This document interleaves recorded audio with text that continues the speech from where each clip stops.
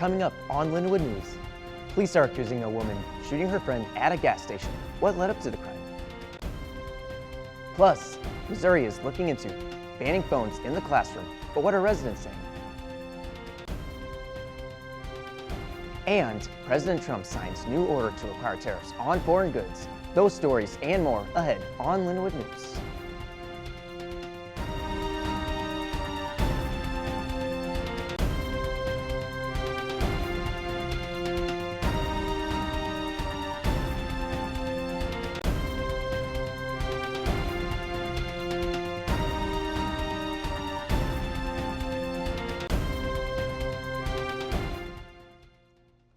Welcome to this edition of Lindenwood News. I'm Parker Kilen. A part of Chappaqua Street is being improved for safety measures. Just outside of Ted Drew's Frozen Custard, they are extending the street. This includes curb extensions, crosswalks, and barriers. They changed the street because it ended up either killing or hurting a lot of people. Police are accusing a woman of fatally shooting her friend during an argument on Saturday afternoon near the Grove. The police say they were friends years before the shooting. They say 46-year-old Bessie Thomas was arrested shortly after the shots were fired at the gas station. The friend has yet to be identified. Police say Thomas is facing first-degree murder charges. The Missouri House of Representatives is looking to sign 3 bills that will require public school charters and districts to have schools have cell phone policies. They say the bills focus on banning phones and smartwatches during class time. One of the bill sponsors says when she was a teacher, phones were one of the biggest barriers to learning. As it stands, cell phone policies vary drastically. Some schools allow students to have phones in their pouches throughout the day, while others have banned them. However, some residents think it should be up to the school districts, not the state. Straight ahead on Lindenwood News, the president is making countries pay up if they want to sell their products in the states. What does this mean for foreign goods?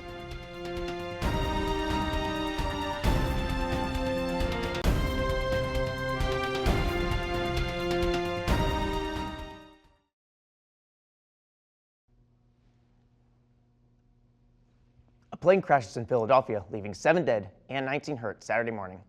Authorities say the plane took off, reached about 1,500 feet, then plummeted onto the road below. They say it crashed less than a minute after takeoff. The National Transportation Safety Board is calling the incident a high-impact crash that left the plane in pieces. A man was shot and killed Sunday afternoon in the northern part of St. Louis. Police say the man was fatally shot near Leduc Street around at 2 in the afternoon. This is just blocks from Sherman Park and Wool Recreation Center. The Homicide Division says they are still investigating. They have no suspect or motive yet. President Trump signs an executive order issuing tariffs on goods coming into the United States from Canada, Mexico, and China. The order implemented a 25% tariff on Mexican and most Canadian goods, while imposing a 10% tariff Canadian energy products and Chinese goods. The president says the move was in response to his concerns about illegal immigration and drug trafficking.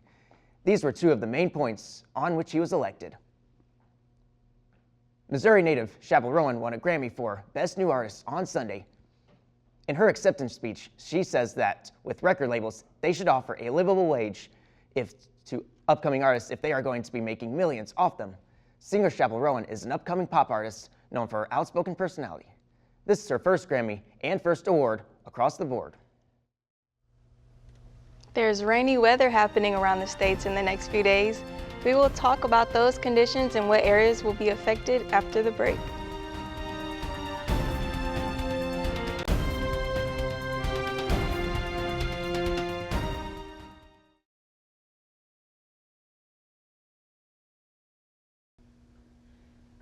Taking a look at the weather around the U.S., there's a warm front coming into the northeast area, so some warmer temperatures and possibly a bit of light rain coming soon. With the warm and cold air mixing, there's some rain already coming down in the west, and you can expect that rainy weather to continue. Parts up north also experiencing rain already, and then some showers on its way into the southern states as well as to the central area and into the east. Taking a look locally, there's high temperatures throughout St. Charles at 56 degrees right now, the lowest in the area. St. Louis, St. Peters, and O'Fallon all at 59 degrees, and then Maryland Heights already hitting 60 degrees. There are some clouds, but it's a sunny day, and temperatures will keep climbing up into the 70s as the day goes on. After the warm few days we're having, a cold front is coming in, bringing some cooler temperatures. 40 degrees for the next few days, and then Saturday we'll get up to 57 degrees, but come back down Sunday to 39 degrees. The change from the warm weather will cause some rain and possibly storms starting today, and that rainy weather will continue into the weekend as well. That's all for weather. Now let's see what's going on in sports. Tori? Women's basketball battles Eastern Illinois for the top spot in the conference. Find out who came out on top.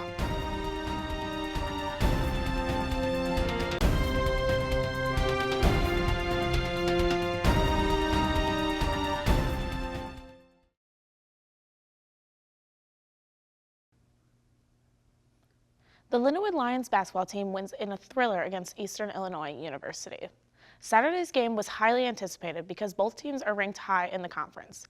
Center Justice Odom scores the most points for the Lions with 15 points, 3 assists, 3 steals, and 2 rebounds. The final score is 57-55. The Lions are now hitting the road to face OVC opponent UT Martin this Thursday. Tip-off is scheduled for 5:30 at the Kathleen and Tommy Lamb Center in Martin, Tennessee. And Lindenwood men's volleyball takes down Maryville in a crosstown brawl. The team picks up their second straight win and third win of the season Saturday night. Right side hitter Ian Schuler had a great night. In the fourth set alone, he posted 11 kills and finished the night with a season and career high 26 kills. He also hit a career best hitting percentage at .632. Schuler has been a key to the Lions' success in the past 3 years. The Lions are set to take on Lewis University tonight at 7 o'clock. Men's basketball suffers their 7th conference loss Saturday afternoon. The team suffered a close loss to Eastern Illinois University. The Lions had some notable performers, including Markeith Browning. He led the Lions, scoring a career-high 27 points. The Lions played the Panthers a close game the entire game. While it was a tough loss, there is no doubt the Lions are headed on the right track. That's all for sports. Back to you, Parker. The Festival of Nations in St. Louis may come to a close. The International Institute says that with President Trump cutting federal funding, the Festival of Nations may not be back. The festival is run by an Afghan immigrant and activist. This festival is the largest multicultural food and music festival in the country, an event which has been going on for 100 years. That's it for this edition of Lindenwood News. I'm Parker Kilen. Thanks for joining us.